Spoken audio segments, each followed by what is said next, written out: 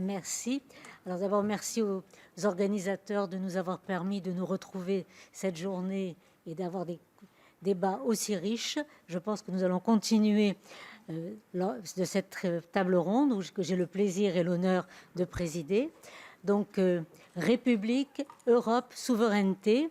Et il revient à Stéphane Rosès d'introduire la réflexion sur la relation entre ces mots, entre un espace géographique, mais pas que espace géographique, et des principes politiques. Alors, Stéphane Rosès, vous êtes président de CAP, Conseil Analyse et Perspective, et ancien directeur général de l'Institut d'études du CSA. Vous êtes connu du grand public pour vos interventions dans les médias, audiovisuels et la presse écrite, sur toutes les questions sociétales, sociales, économiques, politiques, et aussi éditorialiste, en particulier BFM Business, France Inter, etc. Vous avez travaillé aussi comme sondeur pour 16 candidats à la présidence de la République, que je ne vais pas énumérer là. Et vous avez surtout conseillé 3 présidents durant leur mandat, Chirac, Sarkozy, Hollande. Vous êtes aujourd'hui maître de conférence à Sciences Po Paris sur les stratégies d'opinion et vous allez publier prochainement un essai sur l'imaginaire français. Et à la suite de votre présentation, il reviendra donc à 2 parlementaires européens d'être les discutants. D'abord, Madame Ilana Sicurel, qui est avocate au barreau de Paris, membre du bureau exécutif de La République En Marche, en charge de l'éducation, de l'enseignement supérieur et de la recherche. Vous auriez eu votre place aussi ce matin. Vous avez été candidate sur la liste Renaissance aux européennes de 2019 et vous siégez au Parlement depuis le 1er février 2020. Merci le Brexit. Et vous êtes membre de la commission des affaires juridiques ainsi que de celle de la culture et éducation. Donc vous aurez pu aussi être présente à la table ronde qui vient de précéder, comme quoi tout se lie.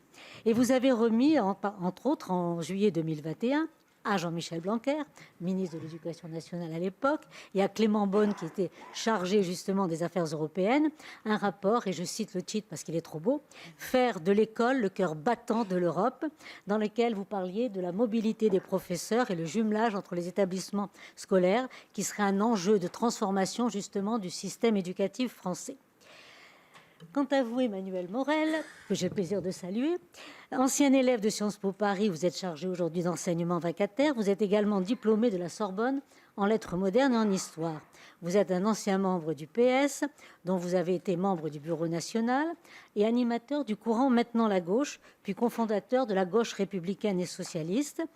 Vous avez été élu municipal, puis régional et vice-président du Conseil régional d'Île-de-France depuis un certain nombre d'années, avant d'être député européen depuis 2014, et vous avez été réélu en 2019 sur la liste de la France Insoumise. Mais je tiens à préciser que la semaine dernière, on en a parlé, non, cette semaine, on en a parlé tout à l'heure, vous avez soutenu l'amendement de Xavier Bellamy contre les fonds accordés par l'UE aux assistants aux associations islamistes, dont le CFCM. Je tiens à le souligner, ça me paraît extrêmement important.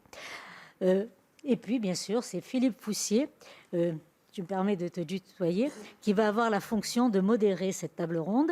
Ancien grand maître du Grand Orient de France, vice-président d'Unité laïque, journaliste, membre du bureau exécutif de la LICRA et chroniqueur littéraire pour l'Union des familles laïques. J'ai le plaisir de lire justement ces chroniques qui sont toujours passionnantes et qui me font courir chez le libraire. Donc, Philippe, je te passe le relais.